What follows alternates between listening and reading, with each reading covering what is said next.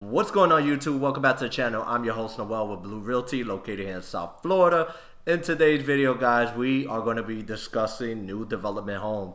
Now, recently I've done some research regarding Lennar, and let me start this video by saying this is not directed or to bash Lennar. This is just in general though, since they are one of the bigger developments here in South Florida, mainly known for developing in Miami-Dade and Broward County. I'm just using their name for this video, but this just goes for any company in general when it comes to new development home.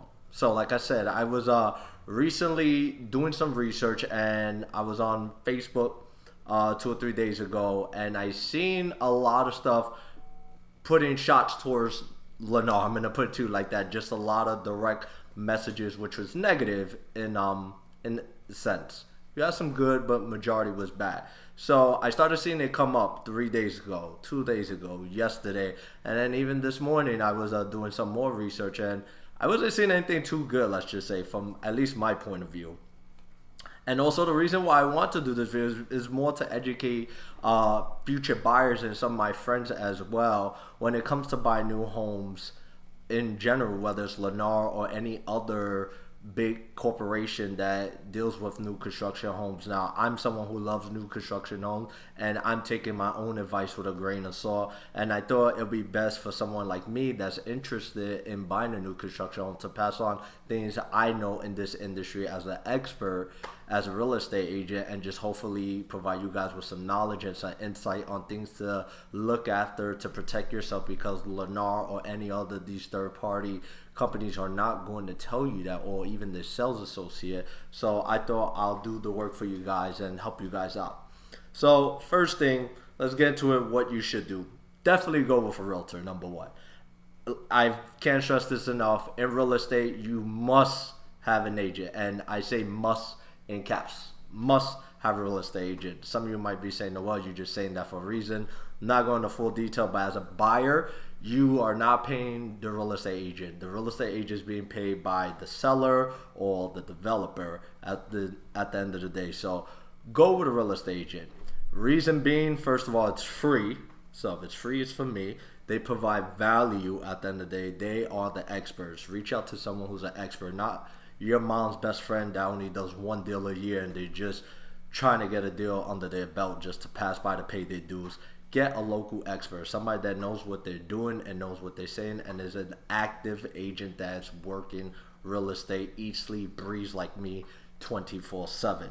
Number two, that agent could read and explain the contract to you from head to toe. We as real estate agents, one of our duties, and successful agents, takes time to read contracts. A good agent knows his field. He doesn't just know the homes, the ins and out. He doesn't just know the location. They know the contracts. What are you signing? We are trained for that. That's something we have to learn when we took our real estate course. The contracts, we need to know the ins and outs. Number three, we have access to real estate attorneys. As agents, some of us, depending on the title company, our companies partner with, we get free access to that tool right there. That's a powerful tool, because if there's something in the contract that you as a buyer who goes and doesn't understand, and you didn't go with a real estate agent, which most of these companies don't want you doing, is using a real estate agent, because it saves them commission of having to pay a realtor, so that's less money they're losing out and putting out. You're getting a very powerful tool, because once again, even as us realtors, if we don't understand anything, we could always reach out to a real estate attorney and get you that information for free. Compared to you, if you go to an attorney, they're going to charge you $300, let's just say, for 30 minutes. Even if it's a question that only lasts less than 2 minutes, you're still getting charged for a 30-minute session, which is typically $300 here in South Florida, from some my real estate attorney friends tell me. So that's definitely a powerful tool. And then number four, the agents asking right questions about the property and protecting you as a buyer. Now, what do I mean by that? Most buyers, when they go to a particular property, whether it's new construction or older model, they only focus on the look of a property, because as humans we are trained unfortunately to think with emotion and not with logic. And that's me in general. When I see cars or clothing, I get excited, and sometimes I don't really think because I let my emotions take over, and it's a common human behavior thing. So you want to ask right questions, whether it's you or your agent, to protect yourself. So meaning, in event something breaks down, who's responsible for it? 9 out of 10 times you don't really ask that question. You'll think, oh, is the HOA just responsible for the pool, landscape, and the roof? But you don't really think about the inside. My AC breaks down if I get mold, or a fixture starts to fall out of nowhere. Like, who's responsible for it? So those are pretty much 4 powerful tools why you should use a real estate agent. It's free, value, we have access to attorney. We can understand the contract and break everything down for you from point A to point Z. And excuse me, I said 4, but 5. We ask questions to protect you when it comes to certain things within the property, because we know most buyers don't ask those type of questions. Now, let's get into the nitty gritty now on some other stuff I came across. I was, like I said, doing some research, and I seen on this Facebook post now, a gentleman put, agents need to start reading contracts a little bit more carefully, because he highlighted in a section on one of Lennar's contracts, I forgot which state he was, I know it wasn't in Florida though, it says buyer pretty much is paying for seller's taxes, transfer fees, etc. And then went to more details, so I didn't want to write it all out. But usually when you get an incentive, so for example, they'll give you like $10,000. Yes, they give you $10,000 towards closing costs, are saying it looks pleasing and it sounds good and all that, but sometimes, like the saying goes, if it looks good, sometimes it's not too good to be true. There's always a stipulation, and that's where it comes with the realtor and the attorneys that we get as a strong asset to you, because you're not really understanding your contract. And let's be real, most people who sign a contract, even if it's like a car, the biggest purchase of our life, they say, is a home, you don't really sit down and go everything and nick and pick whatever line you don't understand and then look for somebody. You just, oh, I don't care, I love it, sign, sign, sign. And once again, we're as humans, unfortunately, are trained to think like that until life hits us, and then we start to get reality check. So you want to be careful as a buyer. What fees are you paying? You're giving me $10,000 as the down payment to my home, but what's attached to that? Because remember, in life, nothing is free. You want to know what you're paying for. Are you paying for seller's taxes? Are you going to deposit back if things don't happen? Because I've been seeing that that's like a #1 thing I see. Buyers are not getting a deposit back. The minute that home is off the market and they say things just happen wrong, or homes is still taking longer to build because of what's going on in the world, especially what materials, how everything's so expensive or low that you can't even get any more materials, people are just trying to walk out from contracts. And Lennar, for example, has been known for not giving deposits back from what I've been seeing.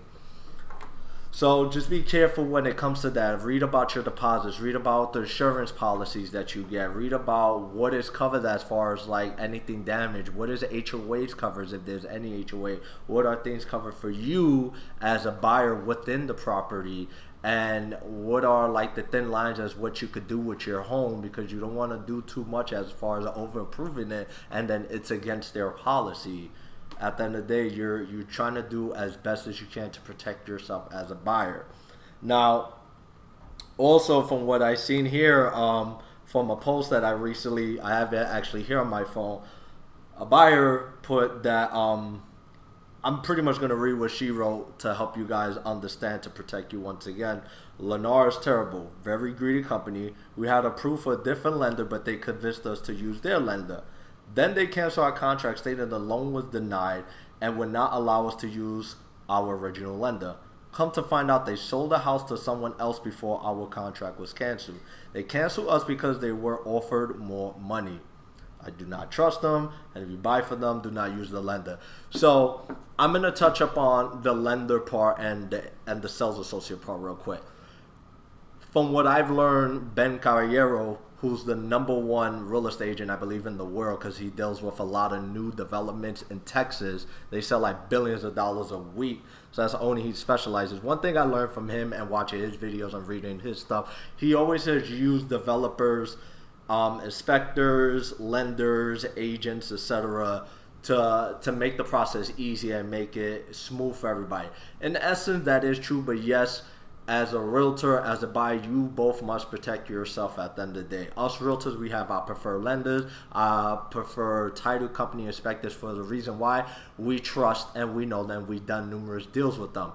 When you get to new development or just a new deal in general, it's kind of hard to let our trust people that we use stay behind that deal and move forward with the seller's title company or inspector or lender just to get the deal done, because we do not know what we're getting ourselves into. So really, you're playing a game of chance when it comes to that. And something similar to like that scenario, from what I read, I have seen that countless of times. That's not the first time I have heard it or read it online, whether it was Facebook or a blog post or on LinkedIn, as far as giving like reviews. I've seen that throughout my 3 years in real estate, as far as bad reviews. And once again, I can't stress this enough. This is not to bash them. This is just more to educate you when it comes to new development on things to look at, and just make it worth the while if you want to go that route, how to protect yourself as a buyer in the long run on your process to buying a home. But yeah, that was one thing I wanted to touch up on. Another quote that I have from a friend on Facebook, that if you've seen the post, then you've seen this, but she said, I lived in a brand new Lennar built home in Davie, Florida. In less than 2 years, the house was filled with mold, water damage, pipes breaking and through the walls. Almost every home in the community had the same issue, and there's a class action lawsuit pending against them. So many people were forced to move out, and it was a terrible situation. Not to mention doors and other fixtures will fall apart. And then another one, parents bought the home, AC broke down, refrigerator broke down. They had to replace the whole AC unit. HOA was not responsible for anything. The owner of the property, which was her parents, they had to pay for everything pretty much out of pocket, which sucks. A brand new home, you figure you don't got to touch none for another 15 to 25 years, 30 at most, which is usually roof, AC, water heater, fixtures. Like, you would figure you're paying all this top dollar for everything, picking options. Nothing is going to happen. So these are just some examples I thought I used from people that I personally know tell me that, and people I don't know from what I've seen, and just do my own research. Once again, guys, hire a real estate agent, interview. I don't care what state you in. Reach out to me. I would love to help you out. Put you in the right position if you want to go solo, and if you need a connection, I have plenty of connections all over, not just Florida, New York, Los Angeles, Texas, Puerto Rico, the Dominican Republic. I have so many friends in different places that I know do real estate that can help you out in the transaction from A to Z. Just do your best if you're going to go alone. Read the contract. Ask the right questions. Make sure you're not just focusing only on the incentives that they give you, how the place looks, the options you get to pick from fixtures and all that. You want to protect yourself. Just hearing this stuff from other people, and like I said, people I personally know that are providing this information, graceful enough to share it, not hiding it like most people. That means a lot to me, and hopefully this means a lot to you to help you out when looking to buy a new development home. But other than that, guys, like always, if you need anything, reach out to me. I would love to help you out with your real estate needs. And if you know anybody looking to relocate to South Florida from Miami, Broward, Fort Lauderdale, all the way to Port St. Lucie, Palm Beach, I'm out of it right now. But anyways, you guys get the gist. See you guys in the next video. Peace out.